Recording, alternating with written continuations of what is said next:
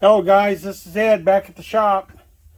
I had a customer, they bought him a salvage motor and you can see it's got a lot of rust in there. You can hear that. But it mics out pretty good. We're going to hone this. Today we're going to hone this with a 220 grit Sun and Stone. And let's get this set up and let's see what we can do.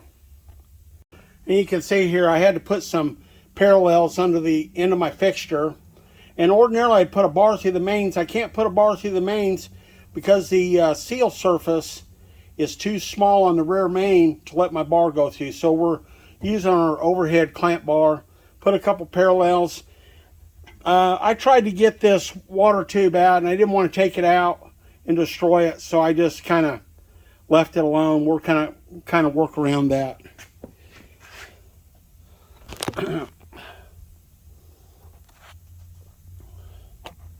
Okay, I'm back. I want to show you, this is, I want to blind you guys. It's a little light I picked up. It's a Braun from Harbor Freight, multi-positional. Of course, they didn't pay me to. It's got a magnet on the bottom, but it's a great work light. You can kind of position anywhere you want. Got a light in the end. So, in this particular case, I'm gonna put it up under. I need a light on this machine. I don't have it. My old machine had one. I just hadn't got one yet. But you can see that lights it up pretty good.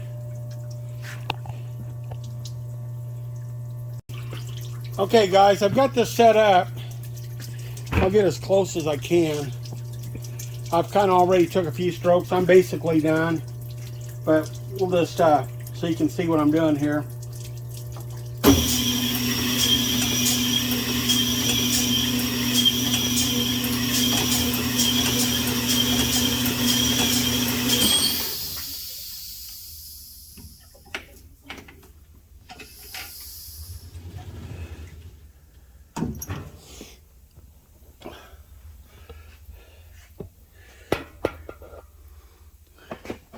There you go. It cleaned up pretty good. I've got my trusty old Fowler dial bore gauge set up. I've got it set up for the size of the piston. So we got about 1.5 2/1000 clearance on that one.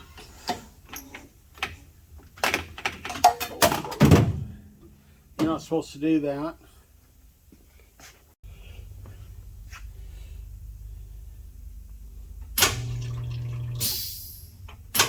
Make sure we're centered up good.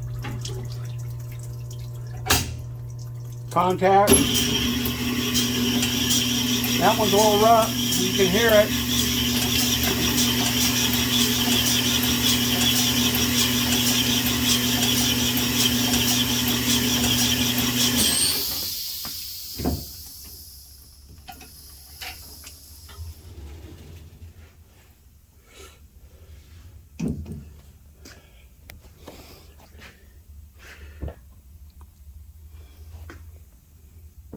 Get a little out around at the top. That's not going to hurt anything. It's got a decent crosshatch. Like I said, I'm trying to get the rust out. Fortunately, this rust seemed to be on the surface and not really rusted the cylinders out.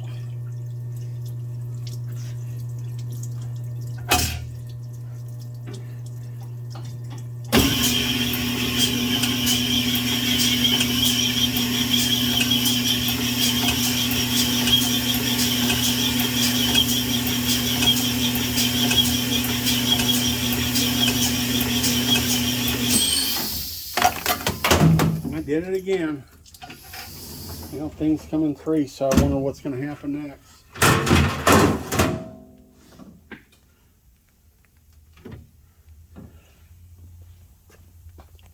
Okay, back with you. Okay, you can see some scores. That one was seasoned. So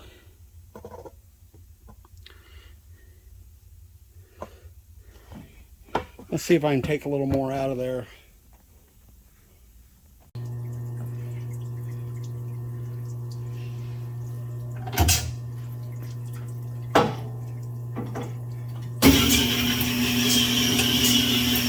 rust is terrible. You can hear it.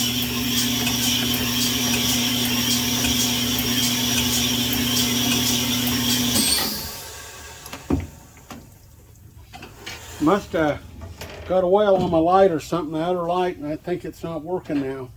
I'll take it apart and get the oil out of it. Oh, wrong gauge. Wrong job.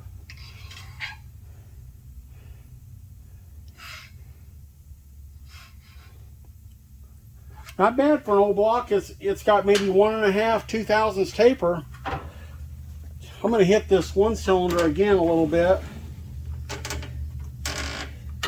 So their original motor, it had lost a rod bearing and really boogered the crank up, and they got this motor and they bought it mainly for the crank and the rod.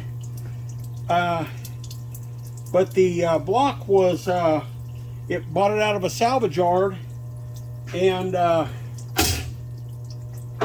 contact.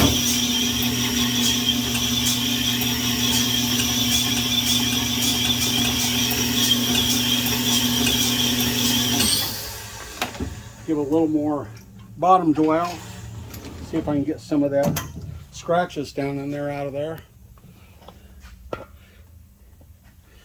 See if I can. There you go. That looks a lot better. I might hit this one again.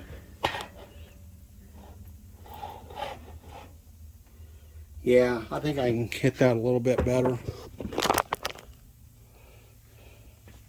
While I'm here, whoops. Let me just turn this off. Okay, I'm back. I shortened that stroke up a little bit, and let's see what we can get out of it.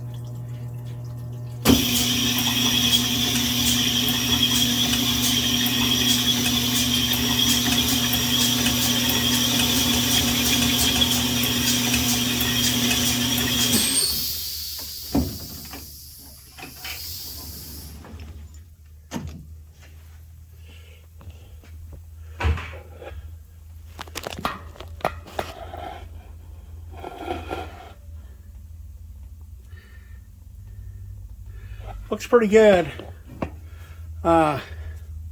Feels great. Actually, feels very good. Kind of hard to see it from this angle, but like I said, this is just a re-ring, a freshen up. Many of you guys doing. I'm just showing you a different way.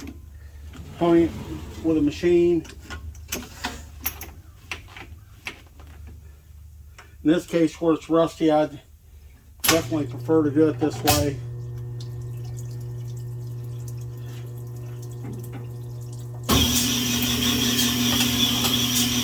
And you can see that one's got some outran, you can hear it.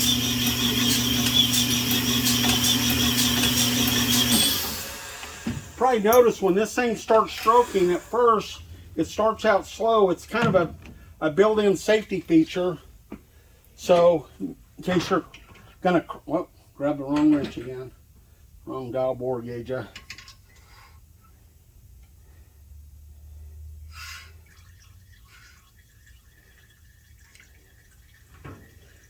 I can tell you that that thing was not bored and hung very straight when it was new.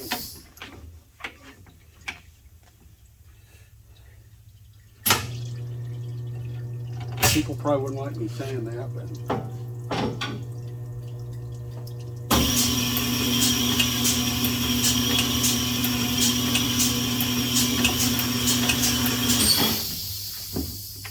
anyways, the machine starts out slow, kind of a safety feature in case you got kind of close to the webbing or something like that.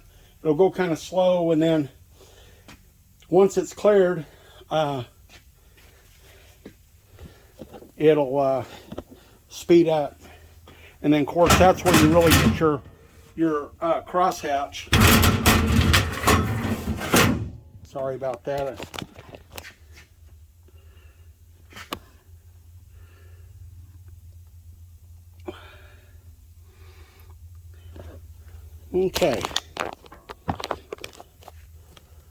Okay, back way. You seen that there was a little bit up toward the top of the cylinder, didn't clean up. I'm going to go in there with a ball hone You can see here, I'm flooding that with filtered honing oil. I always run filters.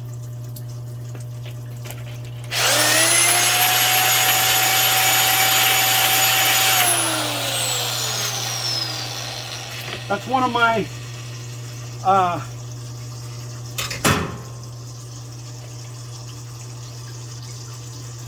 little tricks. You can take like a antifreeze, that's a windshield washer antifreeze jug, cut down.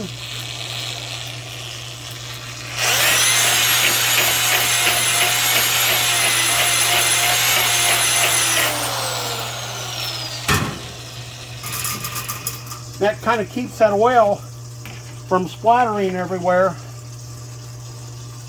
Kind of contains it.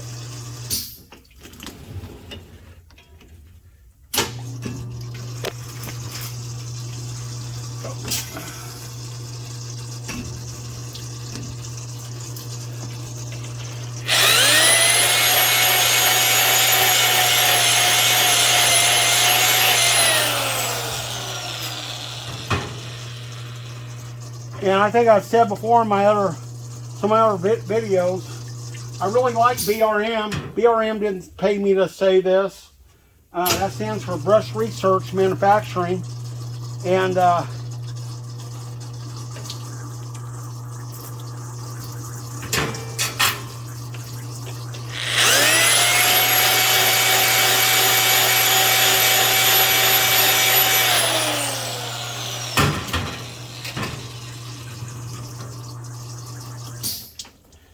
okay, there you go. Just that happens to be a RV antifreeze. You just cut that. It's a great thing. You're in your shop at home. Put that on top of your block, and kind of keep that from splashing all over the place. Take this out. I think I'll be done actually.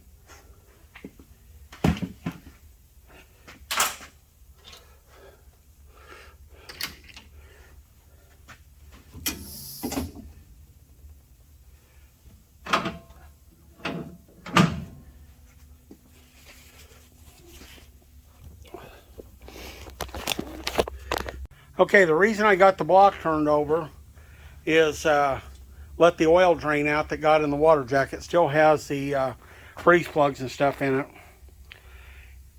And like I said, I'm just doing what the guys want. And I appreciate you watching.